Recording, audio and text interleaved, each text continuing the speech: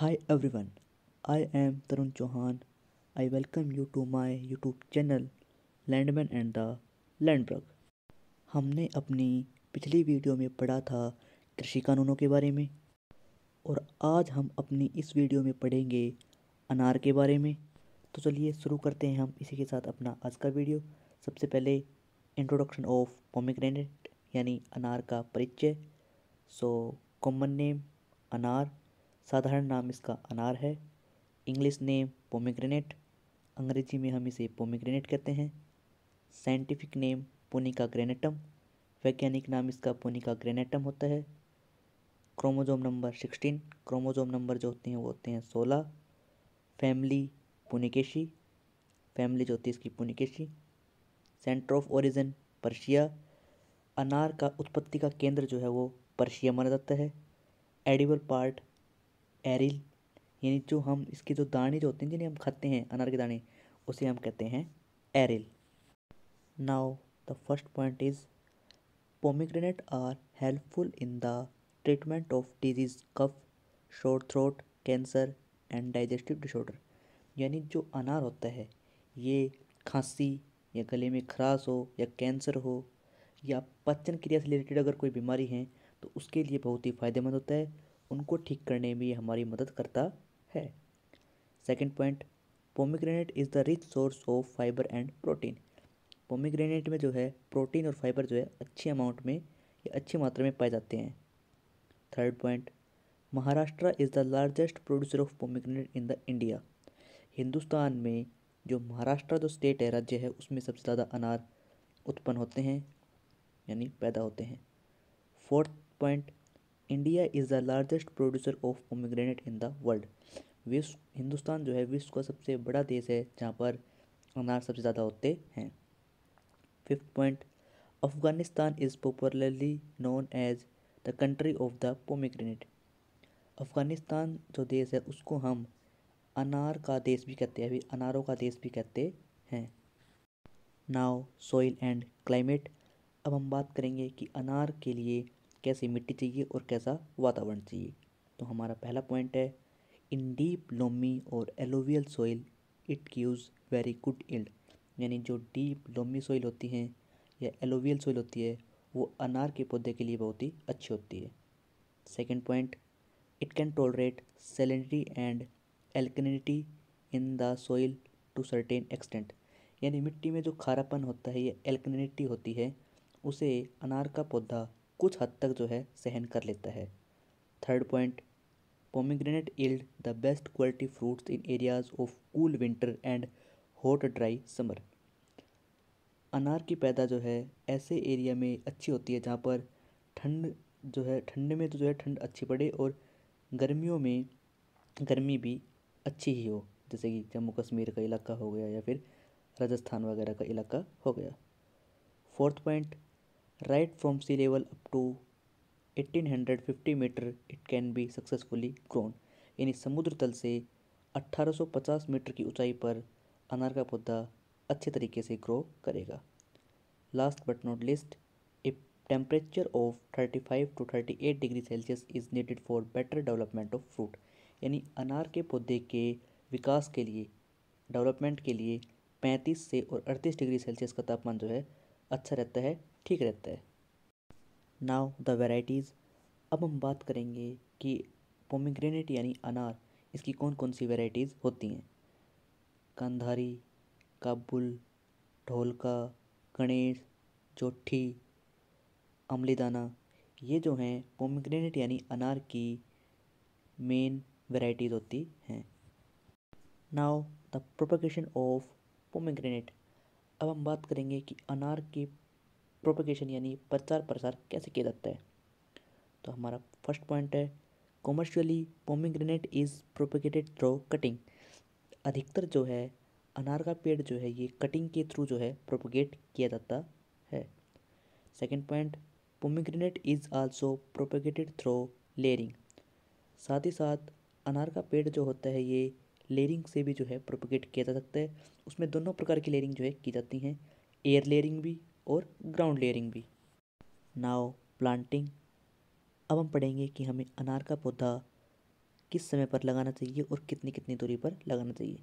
तो हमारा पहला पॉइंट है, transplanting of fruited cutting is done during monsoon season, यानी हमें अनार का पौधा मानसून सीजन यानी बारिश के मौसम में लगाना चाहिए।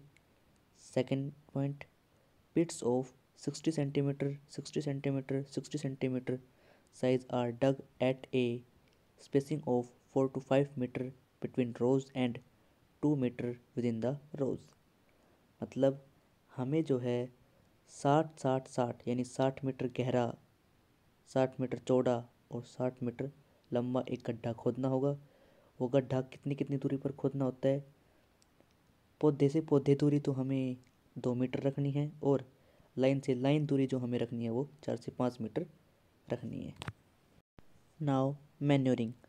अब हम पढ़ेंगे कि जो अनार का पौधा होता है उसको कितना खाद और किस समय पर डालना है। तो 1 साल के बाद हर एक पौधे को 250 ग्राम नाइट्रोजन, 125 ग्राम फॉस्फोरस और 125 ग्राम पोटाशियम देनी होती है।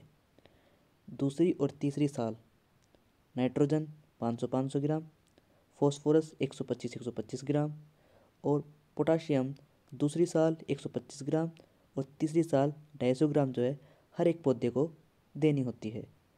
उसके बाद अगर पौधा 4 साल का या उससे ज़्यादा का है तो नाइट्रोजन हर एक पौधे को 625 ग्राम, फॉस्फोरस 250 ग्राम और पोटाशियम 500 ग्राम।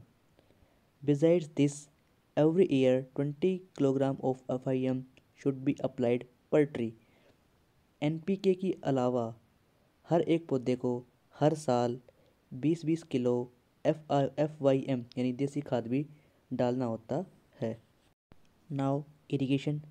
अब हम बात करते हैं कि अनार के पौधे को किस तरीके से हमें पानी देना है और कितना देना है। Drip irrigation method is followed in pomegranate cultivation. जो अनार की जो खेती होती है, अनार का जो पौधा होता है उसमें हम ड्रिप इरिगेशन से जो है पानी देना प्रेफर करते हैं, so that soil moisture remains constant without any fluctuation for the better growth of fruit. Drip irrigation से जो है पोमेग्रेनेट यानी अनार के पौधे में पानी देने से क्या फ़ायदा होगा कि उससे एक तो मिट्टी का जो नमी है, मिट्टी की जो नमी है वो बरकरार रहेगी और मिट्टी की नमी अगर बरकरार रहेगी तो उससे जो है फल जो है अच्छा आने का अनुमान रहता है या फल जो है अच्छा आएगा। Now training and pruning. अब हम बात करेंगे कटाई छटाई के बारे में।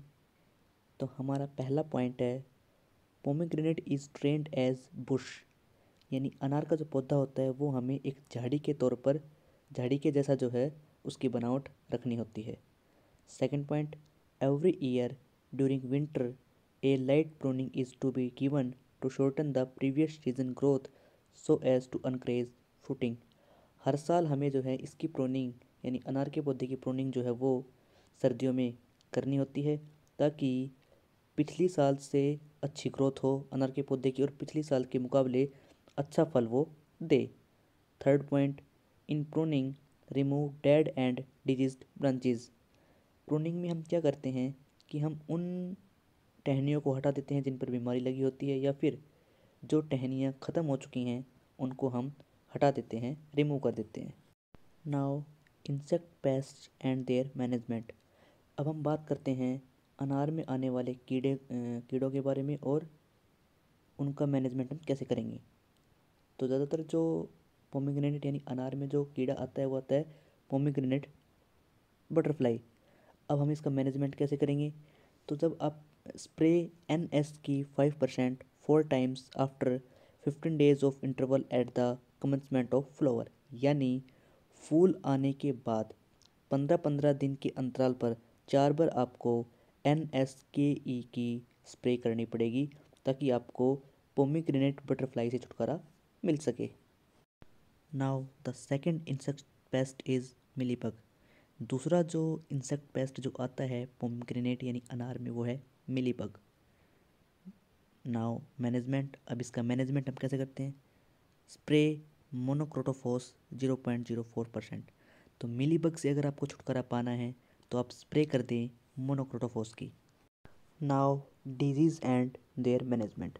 अब हम पढ़ेंगे अनार में आने वाली बीमारियों के बारे में और उनका मैनेजमेंट हम कैसे करेंगे। तो अधिकतर जो बीमारी आती है पोमीग्रेनेट यानी अनार में वो है फ्रूट रोट। इसमें क्या होता है कि जो दाने होते हैं अनार के वो काले पड़ जाते हैं।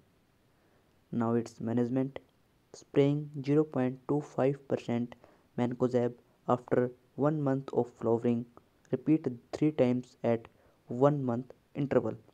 आपको स्प्रे करना है 0.25% मैनकोजेब का, कब? फूल आने के 1 महीने बाद, और फिर यह प्रक्रिया 3 बार करनी है 1-1 महीने के अंतराल पर, यानी 1-1 महीने के इंटरवल पर।